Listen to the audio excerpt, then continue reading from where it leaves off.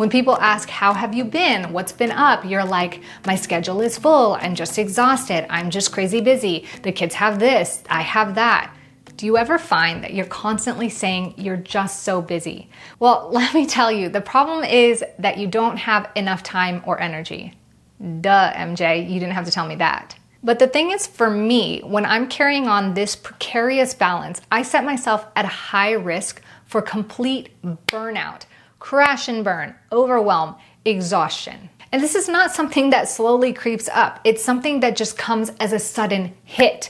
And it shows up as getting sick frequently, having fights with your spouse, feeling drained, emotionally unavailable, or like your friends don't really understand or are there. You start to feel like a disconnection, a separation from life, and just a feeling of running on a hamster wheel without really too much fulfillment. Despite the fact that on paper life looks pretty great, you can be pretty proud of your actions, that fulfillment doesn't feel like it's there. For me, my perfect storm usually comes with a full schedule already as it is, multiple things popping up, and then something physical happening to me, like me getting sick or starting my period, or maybe I've had a bunch of junk food and I haven't been paying attention. So the key to avoiding all this is to set enough barriers or parameters to fight against the perfect storm.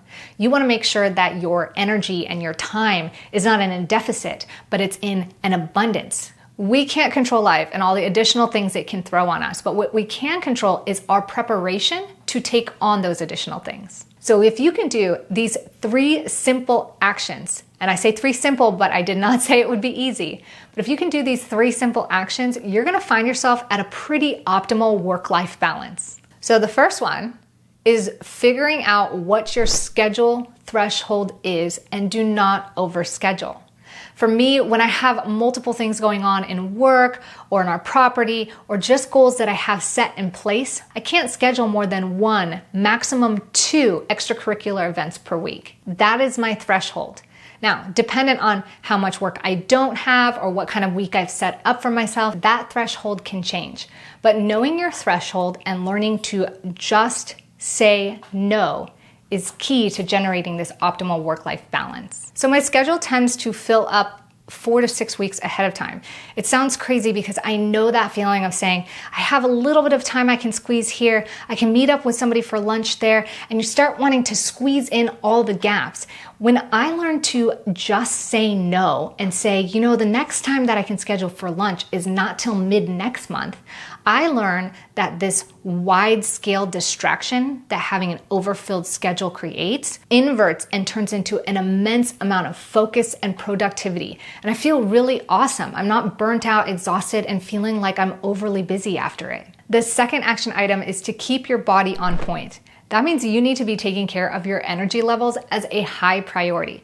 This is stage 1 in the Level Up program, where we talk about sleep, eating, and moving. For me, it is always those 3 things. When I'm not getting to bed on time, I'm not watching the amount of sugar I intake, and I'm not making that effort to move every single day, I start to reduce the amount of resilience that my mind and body has to external stressors.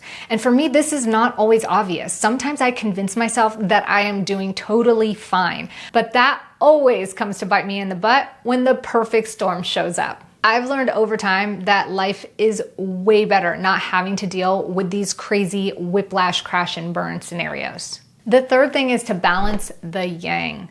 Balance the hustle. We have so much hustle and grind. It's that sympathetic energy where we're constantly working our brains, working our bodies. We are in low-level fight or flight mode almost all the time. Whether we're sitting in traffic, solving a problem for work, or just trying to sort out our busy schedule for the day, we're constantly wired. Scrolling on our phones don't help either because it's putting our brainwaves in that nice alpha or gamma brainwave, and it keeps us from being able to rest and restore more efficiently. So I was noticing recently that I was waking up and not looking forward to my morning yoga routine. This is really weird. Normally I have a hard time getting into it, but then once I get into it, I don't feel like stopping. And I was really having a hard time the entire time until I realized I had slipped into this phase of doing really active power style type yoga. And it was actually contributing to me feeling even more burnt out every single day, because instead of waking up and feeling refreshed and restored, I was already jumping out of bed and going right at it.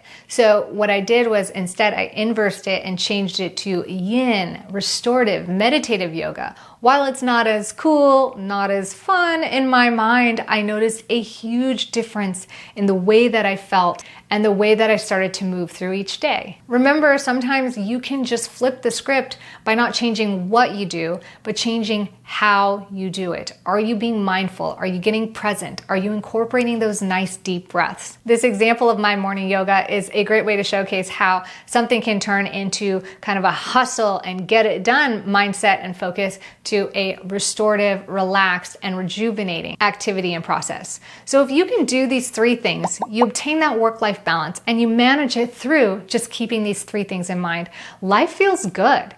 You actually move towards your goals and the things that are really important to you. You start to weed out the things that aren't, and you're going to start finding yourself saying, yeah, I've been really busy. My schedule is really full, but not because you're exhaustively trying to keep up with all the things that you're shoving in your to-dos, but because you've set boundaries for yourself and you refuse to break down the walls of those boundaries so you can avoid burning out, crashing, and not having the clarity and energy that you need to show up as the best person living your best life.